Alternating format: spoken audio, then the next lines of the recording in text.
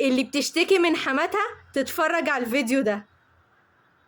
موضوع الحموات دوت قديم جدا، لا ده قديم من ايام القدماء المصريين كده. يويا وتويا اللي تمثالهم في المتحف المصري كانوا من عيلة غنية جدا من طبقة راقية وتبع البلاط الملكي. خلفوا بقى بنت اسمها تي، ايوه تبقى ام الملك اخناتون. وكان معروف ان الملك اخناتون كان بيعشق زوجته نيفرتيتي، وكان بيحبها حب ملهوش حدود، وكان سايبها تشاركه في أفكاره وآرائه وكمان الحكم. أمه بقى الملكة تي حبت تروح تزورهم عادي صح؟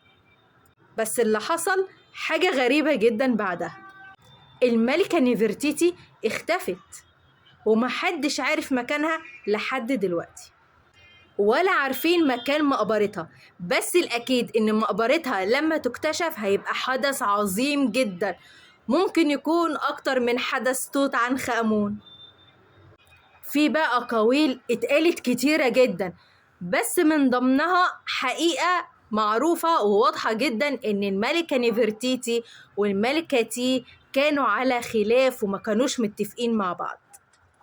يا ترى هي سبب ورا اختفائها ولا حاجة تانية؟